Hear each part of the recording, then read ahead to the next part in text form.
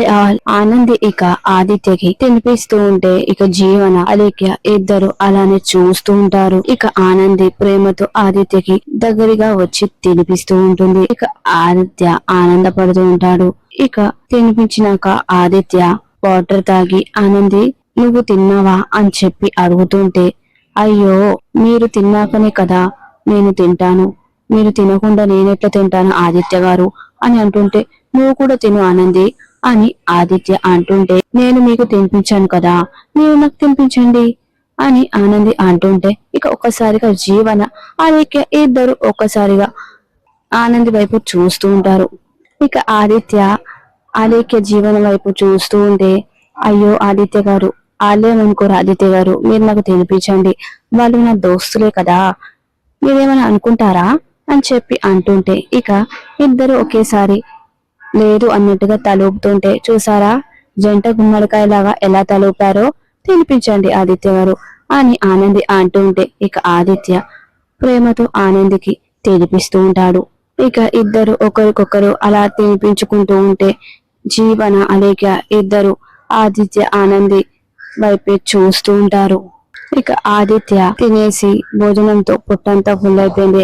ఆనంది నువ్వు ఇంత టేస్టీగా చేస్తావని అనుకోలేదు అని అంటుంటే, ఇక మీదట అన్ని గిట్లనే ఉంటాయి, సరే ఆదిత్య గారు నేను పోతున్నా అని చెప్పి అంటుంటే, ఆనంది నేను కారు దగ్గర డ్రాప్ చేస్తాను అని అంటుంటే, పర్వాలేదు ఆదిత్య గారు మీరు క్యాబిన్ కి వెళ్ళండి, నేను ఇంటికి పోతాను అని చెప్పి అంటుంటే, సరే అని చెప్పి ఆదిత్య వెళ్తుంటాడు. ఇక ఇద్దరు జీవన అలీకే చూస్తుంటారు. ఇక ఆనంది వెళ్తూ గూగల్స్ ని పెట్టుకొని, అలో నేను ఇక్కడ ఉన్నా లేకపోయినా వైఫైలా నా వైబ్రేషన్ ఇక్కడ తిరుగుతూనే ఉంటుంది, బాయ్ అని చెప్తూ వెళ్తూ ఉంటుంది. ఛీ జీవన ఇది చావు దెబ్బ కొట్టింది అని అలేఖ్య అంటూ ఉంటుంది. ఇక జీవన ఏం మాట్లాడకుండా అలానే చూస్తూ ఉంటుంది. ఇక చైత్ర లోపల నుంచి అన్నం పెట్టుకొని తీసుకొని వస్తూ ఉంటుంది. ఇక పూర్ణిమ బట్టలన్నీ సర్దాను అని చెప్పి అంటుంటే, నువ్వు నిన్న నుంచి ఏం తెలియదు, నువ్వు నిన్న నుంచి ఏం తెలియలేదు పూరి, అన్నం తిను అని చెప్పి అంటుంటే, ఇప్పుడు నాకు వద్దు అని అంటుంటే, నువ్వు అలానే అంటావు కానీ ముందు ఇది కొంచెం తిను అని చెప్పి అనగానే, నేను ఊరెళ్ళాక కడుపు నిండా తింటాను, నాకు అవసరం లేదు అని చెప్పి ఇక వెంటనే ప్లేట్ ని విసిరగొడుతూ ఉంటుంది. బయలుదేరాలంటే అన్నం అంటావేంటి పూరి అని గట్టిగా చైత్ర అంటుంటే, మనం బయలుదేరుతున్నాం, ఆనంది మేడం 48 గంటలు టైం ఇచ్చింది కదా, ఆ టైం ఈ రోజుతో అయిపోయింది కదా, కనీసం మనం ఫోన్ చేసి ఎందుకు వెళ్తున్నాం అనేది చెప్పాలి కదా అని చైత్ర అంటుంటే, అవసరం లేదు, తిట్టుకుంటే నన్నే తిట్టుకుంటారు, పర్వాలేదు నేను ఎవరికి చెప్పను అని అంటుంటే, ఇక చైత్ర ప్లీజ్ అమ్మా ఒకసారి ఆలోచించు పూరి అని అంటుంటే, నేను ఏది ఆలోచించను, మరోసారి ఆలోచించు అని అన్నావంటే ఆలోచించడానికి నేను ఉండను అని అంటుంటే, పూరి అని చైత్ర అంటుంటే, ఒక్కసారి ఆనంది మేడంకి చెప్దాం, ఎవ్వరికి చెప్పనవసరం లేదు, పోనీ సునంద మేడంకి చెప్దాం, వద్దు నీకు చెప్తే అర్థం కావడం లేదా, నేను ఎవరికి చెప్పను, మనం ఇప్పుడే బయలుదేరుతున్నాం, వస్తావా రావా అని గట్టిగా అంటుంటే, ప్లీజ్ పూరి నా మాట విను, నేను ఎవ్వరి మాట వినను, ముందు మనం ఇక్కడి నుంచి బయలుదేరుతున్నాం అంతే. సరే అమ్మా వస్తానని చెప్పి ఇక చైత్ర బాధతో లోపలికి వెళ్తూ ఉంటుంది. ఇక పూర్ణిమ బెడ్ మీద కూర్చొని బాధపడుతూ ఏడుస్తూ, నన్ను క్షమించు చైత్ర, నేను నీ ప్రేమని దూరం చేస్తున్నాను, నా ప్రేమ కారణంగా నీ తండ్రికి దూరమయ్యావు, ఇప్పుడు మళ్ళీ అదే ప్రేమ కారణంగా నిన్ను నీ ప్రేమకి దూరం చేస్తున్నాను చైత్ర, ఈ తల్లిని క్షమించమ్మా అని అంటూ ఏడుస్తూ ఉంటుంది. చైత్ర వెంటనే రూమ్ లోకి వెళ్ళి సీతన్కి ఫోన్ చేస్తూ ఉంటుంది. నీకు టచ్ లో ఉండాలని తెలీదా, ఈ రోజుతో 48 అవర్స్ టైం అయిపోయింది, ఆంటీ ఏ డిసిజన్ తీసుకుందో ఏంటో అని చెప్పి నేను ఎంత టెన్షన్ పడుతున్నానో తెలుసా అని అంటుంటే, నువ్వు వెయిట్ చేయాల్సిన అవసరం లేదు, ఎందుకంటే అమ్మ ఉండడానికి ఒప్పుకోవడం లేదు, అలాగని మన ప్రేమను కూడా యాక్సెప్ట్ చేయడం లేదు అని చెప్పి అనగానే ఇక సీతన్ షాక్ అయి అలానే చూస్తూ ఉంటాడు. ఇప్పుడు మనం ఏం చేద్దాం, ఒకసారి నేను ఆంటీతో మాట్లాడనా అని అంటుంటే, అమ్మ ఎవరు చెప్పినా వినదు, నేను నిన్ను వదిలేసి బతకను, అలా అని అమ్మ వదిలేసి నేను కూడా ఉండను అని చెప్పి అంటూ ఏడుస్తూ ఉంటుంది. మేము బయలుదేరుతున్నాం, ఎక్కడికి వెళ్ళేది, ప్రేమించేవి కలిసి ఉండడానికి, ఇలా వెళ్ళిపోవడానికి కాదు, నేను ఇప్పుడే వస్తున్నాను అని చెప్పి వెంటనే సీతన్ కాల్ కట్ చేస్తూ ఉంటాడు. అప్పుడే ఇక పూర్ణిమ వచ్చి అన్ని సర్దేశాను, ఇంకేమైనా మర్చిపోయావేమో చూసుకో అని చెప్పి అంటుంటే, నా జీవితాన్ని ఇక్కడ వదిలేశాను, ఎలా వచ్చి నీతో రావాలో అర్థం కావడం లేదు అని చెప్పి అంటూ ఏడుస్తూ ఉంటుంది. ఇక ఇక్కడ అలేఖ్య, నువ్వు చాలా ఊహించుకున్నావు, నువ్వు ఊహించుకున్నట్టు ఇక్కడ ఏది జరగలేదు అని అంటూ ఉంటే, ఆనంది మళ్ళీ ఇక్కడికి రాదనుకున్నాను, అలానే ఏడ్చుకుంటూ ఇంట్లోనే కూర్చుంటుంది అనుకున్నాను, కానీ ఆనంది ఇక్కడికి వచ్చింది. అసలు దాని ధైర్యం ఏంటో నాకు అర్థం కావడం లేదు. ఇంకా నీకు అర్థం కావడం లేదా? ఆనంది ఆనందపడుతూ హ్యాపీగా ఉంది, కానీ నువ్వే ఇలా ఉన్నావు. అసలు ఆనందికి నువ్వు చిన్నప్పటి నుంచి ఫ్రెండే కదా, ఆనంది ఎప్పుడు ఎలా ఉంటుందో నీకు తెలియదా?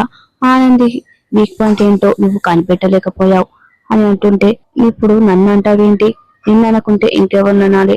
నువ్వు లీగల్ అడ్వైజర్వి, నన్ను అసిస్టెంట్ గా పెట్టుకున్నావు, నాకు హ్యాపీ. కానీ ఇప్పుడు ఆనంది మా మధ్య వస్తే నేను బాధగా ఉంటుంది.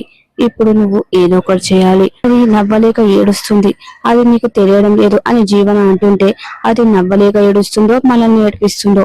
అసలు ఆనందికి అనుమానం వచ్చినట్టుంది, మనమే ఆ ఆధారాలు సాక్ష్యాలు మాయం చేశామని. ఏంటి, అనుమానం వచ్చిందా? మరి అనుమానం రాదా? నీ మీదే అనుమానం వచ్చినట్టుంది, అందుకే ఇలా చేస్తున్నట్టు అనిపిస్తుంది అని అలేఖ్య అంటుంటే, అంతే అంటావా? నా మీద అనుమానం వచ్చిందంటావా అని అంటుంటే, దానికి అనుమానం వస్తే ఓకే, కానీ అది నిజమే అని నిరూపిస్తే మాత్రం ఇక్కడ ఆఫీస్ లో అక్కడ ఇంట్లో నువ్వు ఉండవు. నేనెవరినో తెలుసా? జడ్జ్ గౌరీ ప్రసాద్ గారి మనవరాల్ని. అయితే ఏంటి, మీ ఇద్దరి మధ్య ఓటు వేస్తే ఆనంద్కి ఎక్కువ ఓట్లు పడతాయి, నువ్వేంటి నా మీద పడ్డావు? చూడు జీవన, నేను నీ మీద ఓప్స్ పెట్టుకున్నాను, నీ మీద నమ్మకం పెట్టుకున్నాను, ఈ ప్రాబ్లం ని సాల్వ్ చేస్తావు అనుకున్నాను. నాది నేను చూసుకుంటాను, కానీ ముందు నువ్వు ఆదిత్యకి దగ్గరవు వెళ్ళు అని చెప్పి ఇక జీవన అంటుంటే, సరే ట్రై చేస్తానని చెప్పి ఇక అలేఖ్య వెళ్తూ ఉంటుంది. ఇక ఆదిత్య అప్పుడు ఎక్కడికి వెళ్తుంటే, ఆదిత్య ఎక్కడికి వెళ్తున్నావు అని అలేఖ్య అడుగుతుంటే, నేను ఇంటికి వెళ్తున్నాను. అదేంటి ఆదిత్య, ఆఫీస్ టైం అయిపోలేదు కదా, అప్పటి వరకు ఉంటావు కదా, అప్పుడే ఇంటికి వెళ్తున్నావా? లేదు, నాకు ఈ రోజు ఇంటికి వెళ్ళాలనిపిస్తుంది అని చెప్పి ఆనందిని గుర్తు చేసుకుంటూ ఉంటాడు. ఒకసారిగా జీవన ఆనంద్ చెప్పిన మాటలు గుర్తు చేసుకుంటూ ఉంటుంది. నా చుట్టూ వైఫై తిరుగుతూనే ఉంటుంది, నిజమే, ఆనంద్ చెప్పింది నిజమే, ఆదిత్య అందుకే వెళ్తున్నాడు అని అనుకుంటూ ఉంటుంది. ఆదిత్య నీతో కొంచెం మాట్లాడాలి అని అంటుంటే, నాకు అర్జెంట్ వర్క్ ఉంది అలేఖ్య, ఆనంద్తో అర్జెంట్ వర్క్ ఉంది అని చెప్పి అంటూ ఉంటే, నువ్వు జీవనతో డిస్కస్ చెయ్యి అని ఇక వెళ్తూ ఉంటాడు. ఇక అలేఖ్య చెప్తుంటే వినకుండా అలానే వెళ్తూ ఉంటాడు. ఇదేంటి జీవన ఇలా అయింది అని అంటుంటే, ఆదిత్య ఇంటికి ఎందుకు వెళ్తున్నాడో తెలుసా అని అంటుంటే, అర్జెంట్ వర్క్ ఉందంట కదా ఆనందితో, భార్యతో అర్జెంట్ వర్క్ ఉందంటే అది కూడా మీకు అర్థం కావడం లేదా అంటే? అవును, అదే మరి, ఆనంది ఇక్కడికి ఎందుకు వచ్చింది అనుకున్నావు? నీ నుంచి భర్తని కాపాడుకోవడానికి వచ్చింది. ఇప్పుడు ఆదిత్య కూడా అలానే చేస్తున్నాడు. ఇప్పుడు ఆనంది సక్సెస్ అయింది అని చెప్పి ఇక జీవన వెళ్తూ ఉంటుంది. ఆనంది, ఆదిత్యని దూరం చేస్తున్నావు అనుకుంటున్నావు కదా, ఏదో ఒక రోజు ఆదిత్య నాకు దగ్గర అవుతాడు, నువ్వే ఏడుస్తావు చూడు అని అనుకుంటూ ఉంటుంది అలేఖ్య. ఇక ఇక్కడ సీత ఇంటికి వచ్చి చూసేసరికి లాక్ వేసి ఉండడంతో, ఇదేంటి లాక్ వేసి ఉంది అంటే, చైత్ర అంటే ఇద్దరు వెళ్ళిపోయారా ఏంటి, అంటే ఊరికి కూడా బయలుదేరారా అని చెప్పి టెన్షన్ పడుతూ వెంటనే చైత్రకి కాల్ చేస్తూ ఉంటారు. ఇక చైత్ర పూర్ణిమ ఇద్దరు ఆటోలో వెళ్తూ ఉంటారు. ఇక వెంటనే సీతన్ ఫోన్ రావడంతో, ఎవరు అని చెప్పి పూర్ణిమ అడుగుతుంటే, సీతన్, ఆ అబ్బాయికి నువ్వు చెప్పావా? వెంటనే ఫోన్ తీసుకొని ఫోన్ ని స్విచ్ ఆఫ్ చేస్తూ ఉంటుంది. అమ్మా అని చెప్పి అంటుంటే, నీకు ముందే చెప్పాను కదా నువ్వు ఎవరికి చెప్పొద్దని, ఆ అబ్బాయికి నువ్వు ఎందుకు చెప్పావు? అది కాదమ్మా, సారీ అమ్మా అని అంటుంటే, నువ్వు ఎవరికి చెప్పడానికి వెళ్ళలేదు, నీకోసమే నేను ఇలా చేస్తున్నాను అని చెప్పి అంటూ ఉంటుంది. అయ్యో, ఇప్పుడు నేను ఏం చేయాలి, స్విచ్ ఆఫ్ చేసింది ఏంటి అని చెప్పి ఇక సీతన్ వెంటనే పక్కింటి ఆవిడతో అడుగుతూ ఉంటారు. అమ్మా, మీరు ఆ ఇంట్లో వాళ్ళు ఎక్కడికి వెళ్లారో తెలుసా అని అడుగుతుంటే, లేదు తెలీదు బాబు అని చెప్పి తను చెప్తుంటే, ఇక వీళ్ళు ఎక్కడ వెళ్ళిపోయారో ఏంటో, ఇప్పుడు నేనేం చేయాలి అని చెప్పి వెంటనే బైక్ తీసుకొని ముందుకు వెళ్తూ ఉంటే ఇక ఆటో కనిపిస్తూ ఉంటుంది. ఇక సీతన్ అలానే బైక్ మీద వెళ్తూ ఉంటాడు. ఇక ఇక్కడ ఆదిత్య ఒక్కసారిగా ఆనంది దగ్గరికి వచ్చి వెనుక నుంచి ఆఫ్ చేసుకుంటూ ఉంటాడు. ఇక అది చూసిన ఆనంది, ఏంటి ఆదిత్య గారు, మీరు ఇంత తొందరగా వచ్చారు అని చెప్పి అంటూ ఉంటుంది. వచ్చానంటే ఎందుకు అని చెప్పి గట్టిగా కౌగిలించుకుంటుంటే, అయ్యో ఆదిత్య గారు, అందుకేనా మీరు ఆఫీస్ నుంచి వచ్చారు? అవును, అందుకే వచ్చాను. మీరేనా ఇలా మాట్లాడుతుంది అని ఆనంది అంటుంటే, ఎందుకంటే నువ్వు నన్ను అలా మార్చేశావు అని అంటుంటే ఇక ఆనంది సిగ్గుపడుతూ చూస్తూ ఉంటుంది. నువ్వు ఆఫీస్ కి క్యారేజ్ ఇచ్చావు చూడు, అప్పుడే నా మనసు అంతా నీ మీద వచ్చింది. నువ్వు ఆఫీస్ నుంచి వెళ్ళావు కదా, అప్పుడు నా మనసును కూడా ఇక్కడికి తీసుకొచ్చావు. అందుకే నేను ఇక్కడికి వచ్చాను అని చెప్తూ ఉంటే, మీరు ఇలా కూడా మాట్లాడతారు ఆదిత్య గారు అని ఆనంది అంటూ ఉంటే ఇక ఆదిత్య, అవును, నా శ్రీమతి కోసం నేను ఇంటికి రావద్దా ఏంటి? నా శ్రీమతి కోసమే వచ్చాను. సరేలే, వర్క్ చేసుకుందామని ల్యాప్టాప్ ఓపెన్ చేస్తే ల్యాప్టాప్ డిస్ప్లేలో నువ్వే కనిపించావు. ఆ తర్వాత వాటర్ తాగుదామని వాటర్ బాటిల్ తీసి తాగుతుంటే వాటర్ బాటిల్లో కూడా నువ్వే కనిపించావు.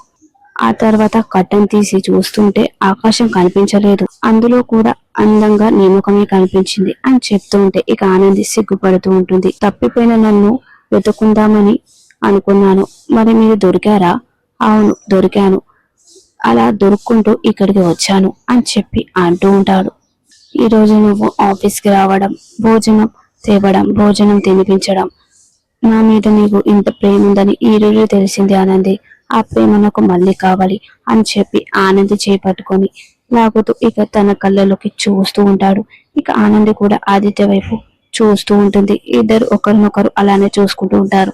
ఇక ఆదిత్య ఆనంది దగ్గరికి వచ్చి నీ ప్రేమ నాకు కావాలి అని చెప్పి ముద్దు పెడుతుంటే వెంటనే ఆనంది నాకు పనులున్నాయి అని చెప్పి అక్కడి నుంచి పారిపోతూ ఉంటే ఇక ఆదిత్య ఆనందపడుతూ చూస్తూ ఉంటాడు. ఇక ఇక్కడ చైత్ర, పూర్ణిమ ఇద్దరు బస్ స్టాప్ లో బస్ కోసం వెయిట్ చేస్తూ ఉంటారు. ఇక చైత్ర సీతన్ ఇచ్చిన రింగ్ ని చూసి ఇక జ్ఞాపకాలు గుర్తు చేసుకుంటూ ఉంటుంది. మన ప్రేమకు గుర్తుగా ఈ రింగు అని చెప్పి సీతన్ తనకి రింగ్ పెట్టడం అవన్నీ గుర్తు చేసుకొని బాధపడుతూ ఉంటే, నువ్వు దాన్ని గుర్తు చేసుకొని బాధపడుతున్నావా?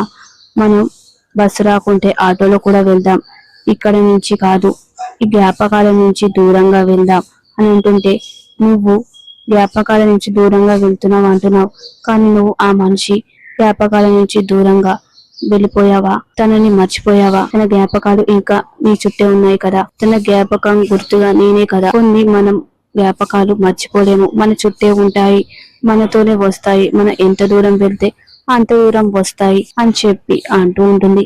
ఇక పూర్ణిమ బస్సు రావడానికి లేట్ అవుతుందేమో, మరి అది ఒక అవకాశం కావచ్చు కదా, మనం ఆలోచించుకోవడానికి అవసరం లేదు, పక్కన ఆటో స్టాండ్ కూడా ఉంది, అక్కడికి వెళ్దాం పదా అని చెప్పి ఇక చైత్రని పట్టుకుంటూ ఉంటే ఇక చైత్ర పక్కనే ఉన్న లగేజ్ బ్యాగు వేరే వాళ్ళకి తీసుకొని అలా వెళ్తుంటే ఇక అతను, ఏ ఆగమ్మ ఆగు, నా లగేజ్ బ్యాగ్ తీసుకుని వెళ్తున్నావేంటి అని చెప్పి అంటుంటే, లేదన్నా నేను నా బ్యాగ్ ని తీసుకొని వెళ్తున్నాను అని చైత్ర అంటుంటే, అదేంటి అలా చూడు అని చెప్పి అనగానే ఇక వెంటనే తన బ్యాగ్ ని చూసి అలానే షాక్ అయి చూస్తూ ఉంటుంది.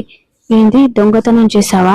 నా బ్యాగ్ ని దొంగతనం చేసి తీసుకొని వెళ్తున్నావా? లేదు, నేను అలా తీసుకెళ్లలేదు, నా బ్యాగ్ అనుకొని తీసుకొని వెళ్తున్నాను అని చెప్పి అంటూ ఉంటే, లేదు, నువ్వు దొంగతనం చేశావు, నువ్వు దొంగవి అని చెప్పి అందరూ ఇక ఒకరికొకరు వచ్చి ఇక వీడియో తీస్తూ ఉంటారు. మమ్మల్ని వదిలేయండి అని పూర్ణిమ అంటుంటే, లేదు, మిమ్మల్ని పోలీసులకు పట్టిస్తాను అని చెప్పి తను అంటూ ఉంటాడు.